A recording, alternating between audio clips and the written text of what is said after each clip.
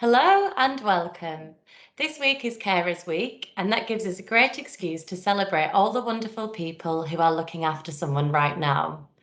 Over 22,000 people in Medway are believed to care for someone, and Tracey, who has joined us today, is one of them. Welcome, Tracey. Hi, Sophie. Hello. So, Tracey, would you be able to tell us a little bit about your caring responsibilities? Yeah, sure. I care for my son. He's an adult. He's in his 30s, and he has several mental health conditions, and he needs a lot of emotional support. There isn't a day that goes by if he's not with me. He may sometimes occasionally have a work day or a college day, but he'll be constantly ringing me, and that can be quite hard to manage. I've been doing this job, kind of unpaid caring role for probably the last 10 years. Previous to that, I looked after my mum, so I had an experience of being a family carer, but it's a totally different role.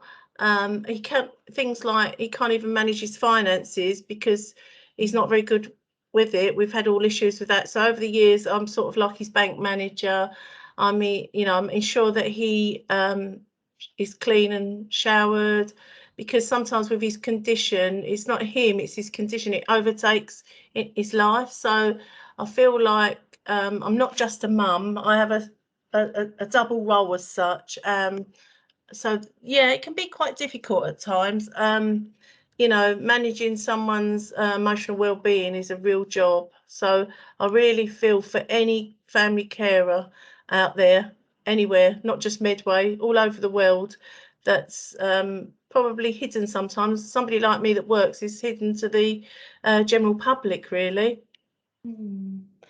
And so, as well as that, especially like being a carer during COVID, that must have been really difficult and added Oh, oh, pressures. What was that like for you? oh.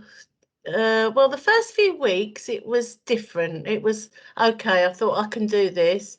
Um, but when you're living in a two-bedroom flat with three adults, and my son being one of those adults, it was space. We did have a little outside space, but Mm. that's communal, so it's a bit difficult. So it's the one time in my life I really wish I didn't live in a flat, because there wasn't anything. Sometimes we felt we felt it was difficult to go outside, even though I live quite rural. There's a lot of people walking about, so my son was really anxious about that. And of course, I was trying not to be anxious, but underneath it, not showing him, I was very anxious about going outside.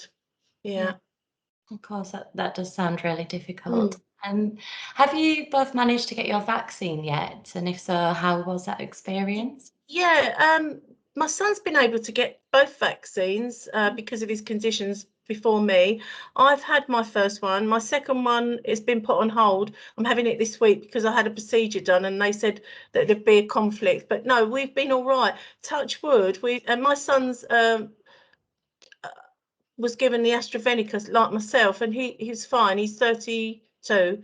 So, but yeah, I was really worried how I thought he might refuse it, but we talked about it, and I think that's another difficult thing sometimes when you're caring for somebody, whether it's a parent caring for a child or a husband and wife. How are you going to make that person the cared for understand that this is really, really important? I mean, I know you have a choice, but we're doing it to protect ourselves and others. So life sort of goes on hold for me until I have my second vaccine, for example. I won't go and visit relatives or family because that's just my own personal opinion, really.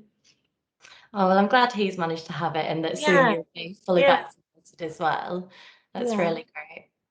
So, as well as being a carer, you also find time to work for a local charity called yeah, Carers First. yeah, And can you tell us a little bit about what it is you do for them? yeah. I work for Carers First, and I'm called a carer support advisor.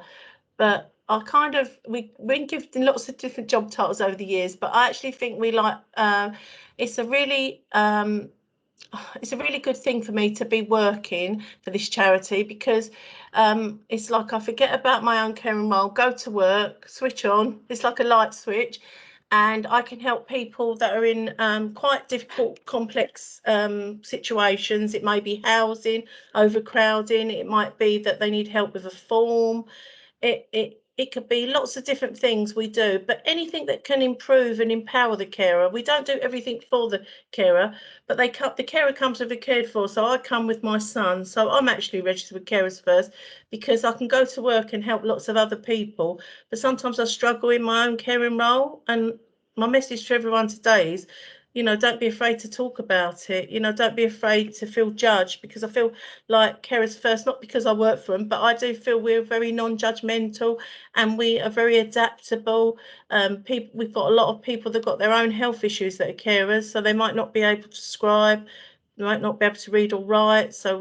And because of COVID, we've been allowed to download WhatsApp on our work phone. So people who can't scribe, they can take a picture of the letter, send it to us. I can read it, deal with it. We've managed to sort of adapt ourselves to many new ways that, I think hopefully have been positive. Also, we've been managing to get a little bit of funding and things do nice things for carers. For example, we delivered afternoon tea. Well, we didn't. We got a local business to deliver afternoon teas. It wasn't a lot of money, but the feedback and what we got from it is that the carers felt someone had not forgotten them, because they might be getting over the COVID time, lots of letters from the government, but they've actually felt that they were losing that, I know it sounds funny, that face-to-face human touch. So yeah, it's been an interesting one, and I'm still happy to be working for them, although it's a different way of working, and we're obviously on the roadmap. Hopefully soon we'll be back to some sort of normality. Yeah, it sounds like you do some really great work with them. Thank you. Well, all our teams do. We're right across, not just in Medway. We've got other. That's another thing. If someone is watching this video, and that's what sort of made me want to do it, is someone could watch this video and they could be based in Lincolnshire, and we've got a project in Lincolnshire. There are other projects, not just Carers First, but we are quite across the maps, if such.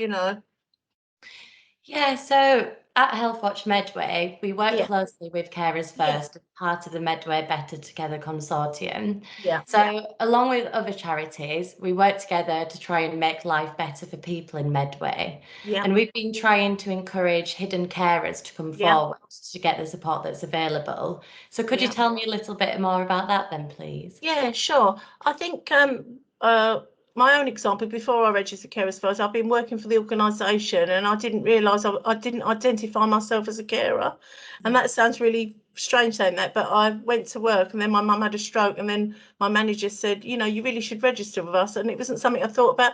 I think hidden carers, I think in normal pre-COVID times, we were doing events and we could be a stand or a table, it could be anywhere. But in these times, I think recently I've been even identifying people when I've been out going for a walk. I know it sounds funny, you take a few little cards with you, don't look and pick someone out, but you get talking to someone, morning, afternoon, have you come this way before? And then sometimes they might say, oh, who do you work for? And I say, oh, Kira's first. Oh, well, I've got a grandson with a learning disability. Does he live in Medway? It's not like we want referrals, but we want hidden people like myself to come forward and not be afraid to sometimes, even if it's a contact by email for working carers or a text, or, I get quite often carers texting us. I've even been in the queue at a local bakery in Who, and I've been in the queue and somebody behind has heard me talking to somebody else about Carers First, about Health Watch, about Who Cares. You know, one thing out of COVID, it has really got people talking. And so if we can, going forward, we can find those hidden carers and they feel comfortable enough to come forward, that would be really good for all of us. Definitely. So, what would be your message to any Oh, hidden carers who might be listening today? I think I thought about this a little bit, not much, but I do think is, what I'm saying is, if you think that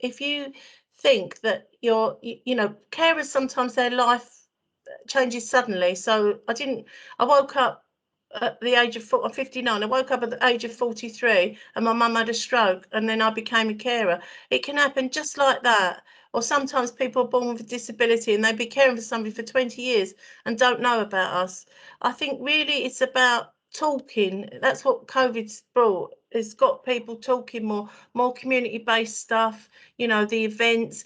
If people pick up leaflets, I do, take them home, but actually read them. It might be something that, I'm not into social media, but I do use it a lot sometimes for information. So, but we've got to think about the people that don't have access to that or don't want access to that. We need to have some written flyers, leaflets like we used to. Go back sometimes to the old school, Yeah. because that will suit across the community. Have things in different languages. I work a lot with the families where English is a second language. I speak a little bit of languages, enough to get by, but actually it's not about speaking that person's language. It's about breaking down the barriers, understanding their cultural needs, their religion. Sometimes, just a simple thing, to go in someone's house to take your shoes off, that's respect. So I think there's a lot of work on hidden carers, and I don't know, I hope that people will come forward. So maybe if you had funding to put videos in different languages, or have a button where it said what we're saying in another language. Oh, yeah. And is there anything that you'd like to say to decision makers who might be listening as well? Oh, yeah. I think I would like them to, talk to more people like myself and other carers, get Mm. the real life stories. I know we've got, the local authority are really, really understanding carers now. They talk about it. A lot of the counsellors, I've been to lots of meetings in the past, but think about what the difficulties we go through. If I could video myself, some days when I'm having a really difficult day in my caring role, people wouldn't know me. People from work and my friends and family wouldn't recognise me, because I'm anxious, I'm upset, I'm having to deal with lots of things, and it's not the same as being at work. So I think family carers that are at home all the time, they have a very difficult journey. Mm. Yeah. Well, I just want to say thank you so much for Okay, taking the time to talk to us today, Tracy, that's okay. to help us mark Carers Week. It's been really lovely talking to you and great hearing about everything that you do. Thank you. And the theme this year is to make caring visible and valued. And we're so lucky to hear from people every week who are carers, and we Mhm. hear firsthand the amazing unpaid work that they do to look after their loved ones. Thank you. Thank you very much, Sophie.